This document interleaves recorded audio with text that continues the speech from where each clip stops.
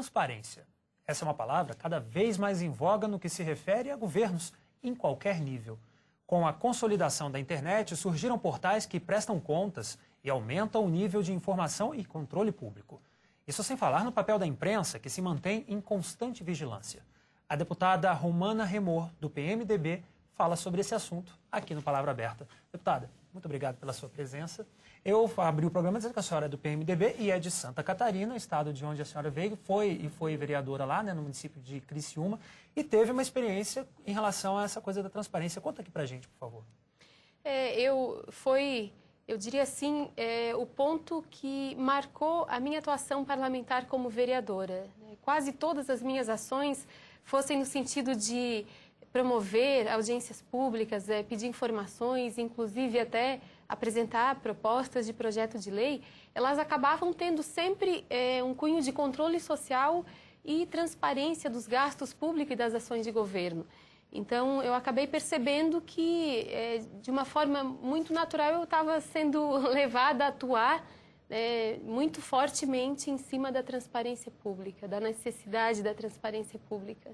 E no caso que, assim, a senhora chegou a fazer alguma proposição e serviu como exemplo para outros municípios ali também? Sim, nós nos baseamos naquela Lei Complementar 131, que passou a obrigar municípios acima de 100 mil habitantes a colocarem, né, nos seus portais, nos seus sites, dados sobre atos de governo, principalmente sobre execução financeira e orçamentária. Então, baseado na Lei Complementar 131, nós ampliamos o entendimento do que poderia vir a ser a transparência pública e propusemos, então, um portal da transparência municipal, que à época foi entendido pelo Executivo Municipal como uma lei inconstitucional, porque eles achavam que acarretaria em despesas, enfim, e que dessa forma extrapolava a competência de um legislador. E nós nos baseamos, inclusive, na lei federal, que foi proposta pelo senador Capiberibe, portanto, partiu do Legislativo e jamais foi contestada, né?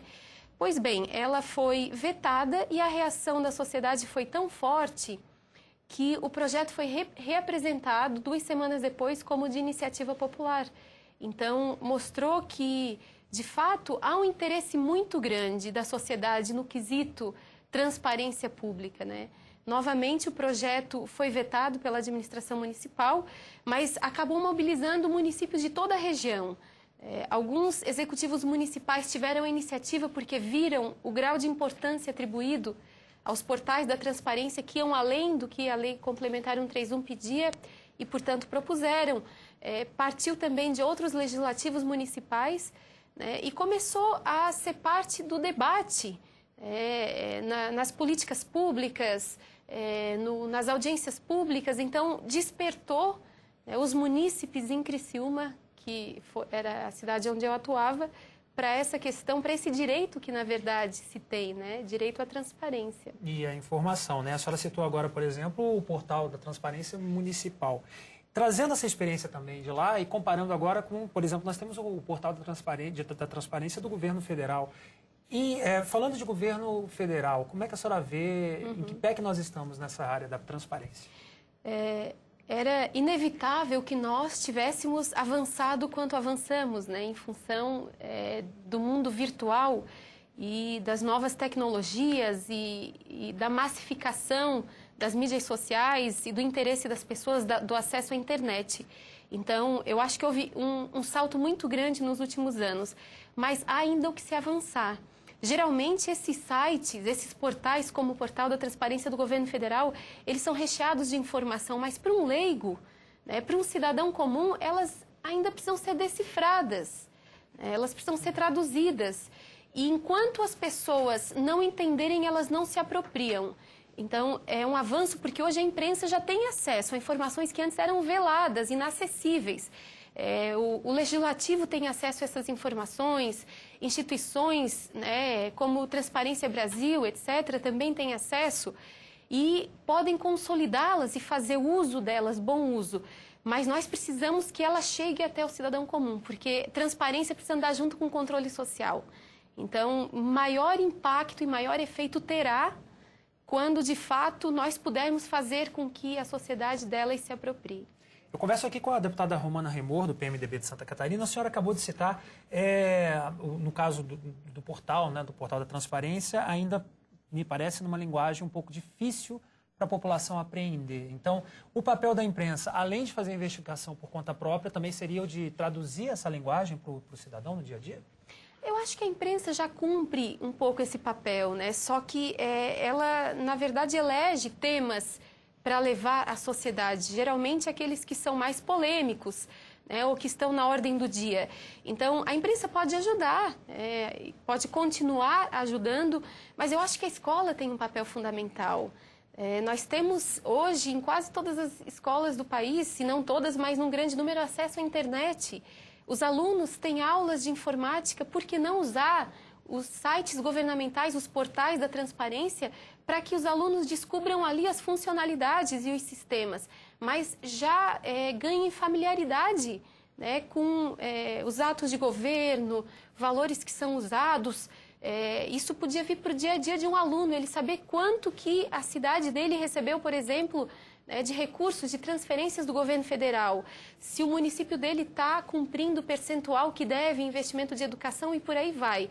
Então, o uso que se faz disso tem que ser melhor trabalhado e de forma interdisciplinar. Como eu disse, enquanto a sociedade como um todo não se apropriar da transparência e do que ela disponibiliza, menos efeito ela terá. Deputada, em relação ao parlamento, né, agora a senhora está na sua primeira legislatura aqui na Câmara dos Deputados.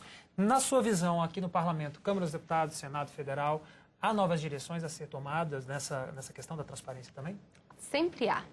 Eu acho que o legislativo tem e deve avançar muito mais no quesito transparência. Os próprios parlamentares individualmente podem ter ações nesse sentido, mas é preciso que a instituição tenha essa cara, essa decisão política e que não seja dependente do humor ou da vontade ou das características e posturas de um ou outro parlamentar.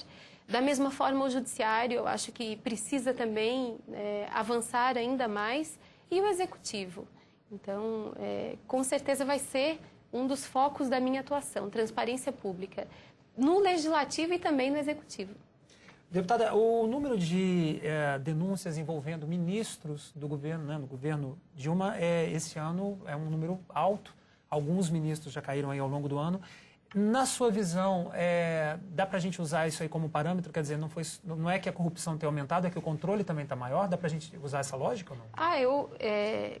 Baseado na minha experiência como legisladora, que tinha também a incumbência de fiscalizar os atos do Executivo, eu posso dar o meu testemunho de que o acesso à informação possibilita, sim, que se exponha desvios de conduta, de recursos, enfim. Então, com certeza, o acesso à informação possibilita que nós saibamos o que acontece, que o país saiba o que ocorre. Aquilo que pode ser visto, então, numa primeira análise como um mau sinal, a longo prazo pode ser um bom sinal, então...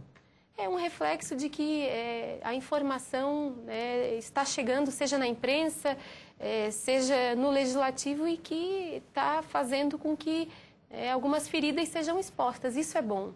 É uma pena que elas existam, mas para que elas possam ser curadas, elas precisam ser identificadas em primeiro lugar, diagnosticadas. Deputada, a senhora acha também que essa é uma questão educacional? Quer dizer, os alunos, a senhora citou agora há pouco, que poderia haver nas aulas de informática, por exemplo, utilizar-se os sites de governo para que a criança tenha mais familiaridade. Mas a senhora acha que a criança brasileira aprende na escola e na família a ser um pouco mais incisiva em relação às cobranças do que o seu governo faz? Não, eu acho que não. Eu lembro, na minha época de estudante, nós tínhamos a disciplina de educação moral e cívica. Eu sinto muita falta disso nas crianças e adolescentes de hoje. Nós tínhamos contato com os temas cívicos e nessas aulas os professores conseguiam trazer com mais objetividade, com mais foco, questões que eram importantes para o país. E hoje, com o acesso à informação, com a riqueza que há de informações, eu acredito que não basta que isso seja pincelado para as crianças. Eu acho que isso tem que voltar a ser foco, a ser disciplina, sabe?